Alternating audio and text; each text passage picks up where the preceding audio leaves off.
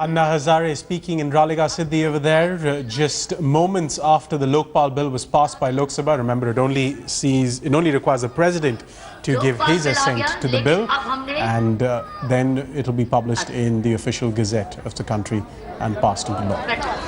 Anna Hazare agitating for the Lokpal bill, fasting thrice for the Lokpal bill, three times. Kiran Bedi now speaking. Let's listen. किस तरीके की selection होती है, selection सही होती है कि नहीं, रूल्स इसके सही बनते हैं कि नहीं, ये ध्यान रखना।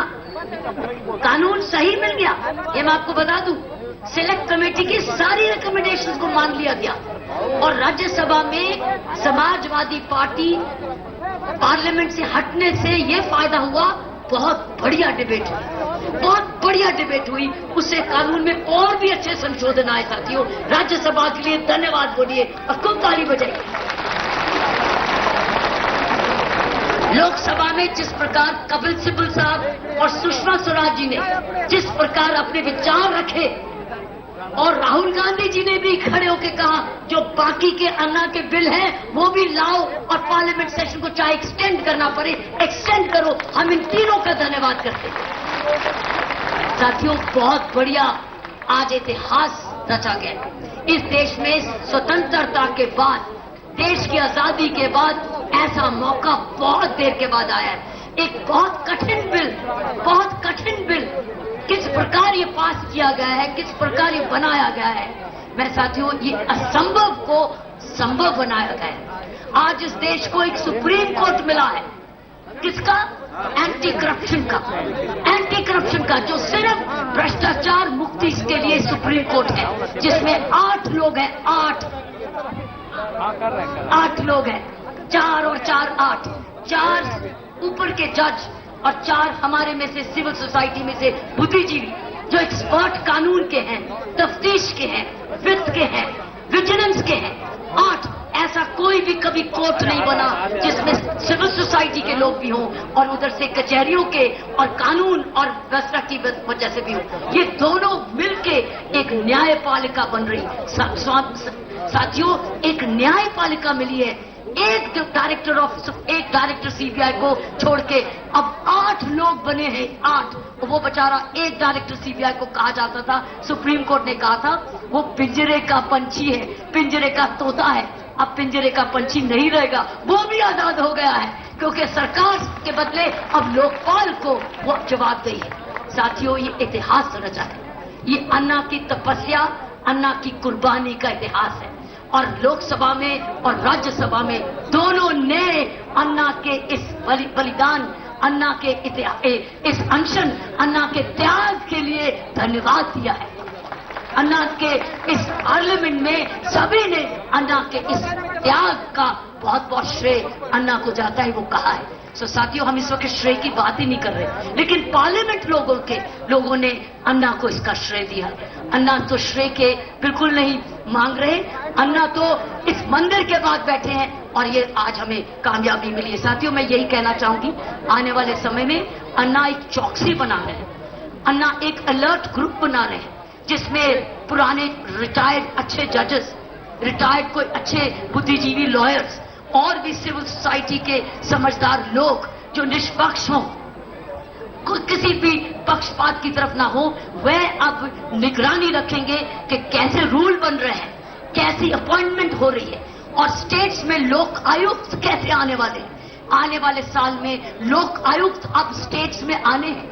1 साल के अंदर कपिल सिब्बल जी ने कहा कि ये मॉडल बिल है सारे स्टेट्स के लिए इस आधार पर लोक आयुक्त बनाने का, क्योंकि स्टेट्स की भी करप्शन को रोकने के लिए लोक आयुक्त चाहिए। इसलिए हर राज्य में जो लोक आयुक्त हैं अभी कैसे हैं उसका मूल्यांकन करें, कैसे हैं उनका मूल्यांकन करें, कैसे होने चाहिए वह अपनी सरकार के साथ चर्चा करें। और आने वाले टाइम पर अब इलेक्शंस आने वाली है, आम जनता इस निगरानी रखे और ये चुनौती दे अपनी अपनी पार्टियों को अपने अपने स्टेट में कि हमारा वोट अगर लेना है हमें सही लोक आयुक्त दीजिए इस स्टेट में, जिन जिन राज्यों में स्टेट की असेंबली में के भी और इलेक्शंस आने वाले हैं। तो साथियों, ये हमारे लिए काम और बाकी है। ये असंभव को अन्ना ने और ईश्वर की कृपा से, ये यादव बाबा की वजह से ये यादव बाबा की कृपा है। ये यादव बाबा के मंदिर के बाहर बैठे हैं, रालेगांव सिद्धि के यादव बाबा। मुझे दत्ता ने बोला, अन्ना के सेक्रेटरी दत्ता ने बोला, जब जब अन्ना ने यादव बाबा के मंदिर के बाहर अनशन रखा है, वह अनशन पूरा हुआ है, पूरा हुआ है। तो साथियों, हमारा साथ ये यादव बाबा को प्रणाम, जिनके मंदिर के बाहर बैठ के हमें इस देश को असंभव बिल संभव हुआ है।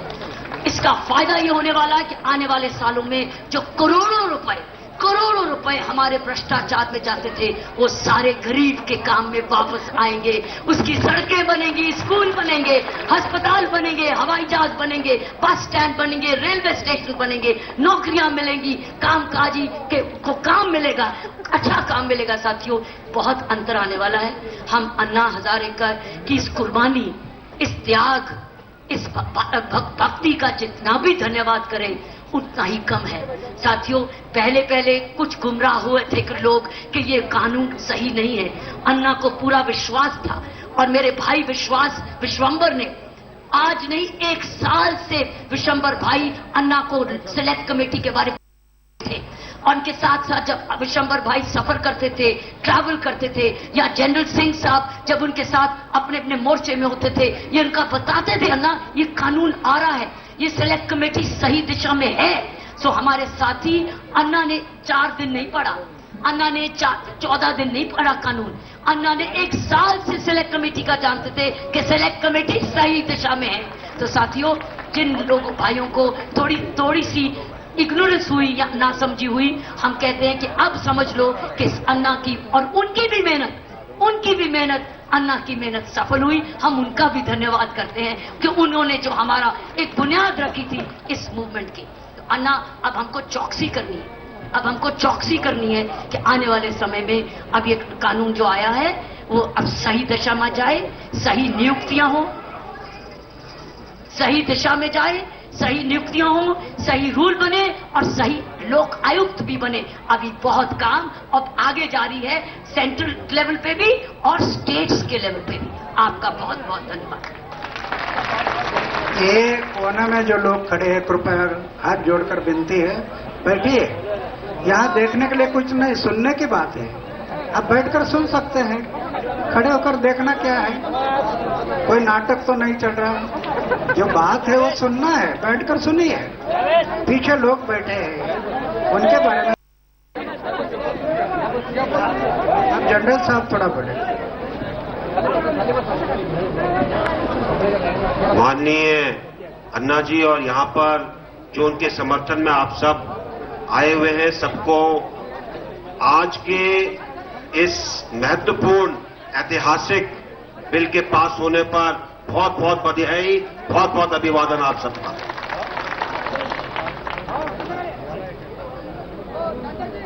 किरण जी कह रही है मराठी में बोलो, मैं सिर्फ यही पूछ सकता हूं, कैसा का है भरा है।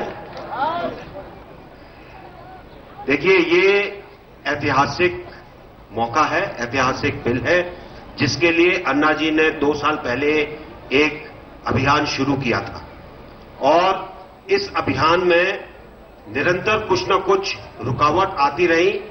अन्ना जी ने तकरीबन 7 महीने पहले कहा था कि मुझसे झूठ बोला गया है, झूठा वायदा किया गया है, क्योंकि मुझे कहा गया था कि हम बिल को पारित करेंगे, लेकिन वो नहीं हुआ। इसलिए अन्ना जी ने कहा था कि शीतकालीन अधिवेशन में वे अनशन करेंगे, और उन्होंने किया। आज उनका 9वां दिन है। ये खुशी की बात है कि जितने भी पक्ष और पार्टी हैं, सबने मिलकर इस चीज की जरूरत समझी कि देश के अंदर भ्रष्टाचार पर अंकुश लगाना जरूरी है। और आपकी तरह मुझे भी बहुत खुशी है कि ये अंकुश लगाने का काम शुरू हो गया है। अब आगे ये अंकुश कैसे चलता है, उसको हम सबने देखना है। ये बिल बनकर किस रूप में आता है, किस तरीके से इसका व्यवहार होता है, किस प्रकार से ये क्रियान्वित होता है, ये हमने देखना है। और इसके अंदर हम सबने अन्ना जी के साथ खड़े होकर ये यकीन करना है कि ये बिल और इसका कानून उस तरीके से हो जिससे भ्रष्टाचार पर अंकुश लग सके। मंजूर है सबको? तो एक बार फिर मैं इस चीज का श्रेय अन्ना जी को और देश की जनता को देना चाहता हूं, जिन्होंने अन्ना जी के साथ खड़े होकर वो सशक्त आवाज उठाई जिससे कि ये बिल आज पास हो सका। और एक बार इसीलिए भारत माता का नारा लगाएंगे, भारत माता की, भारत माता की, वंदे वंदे। धन्यवाद।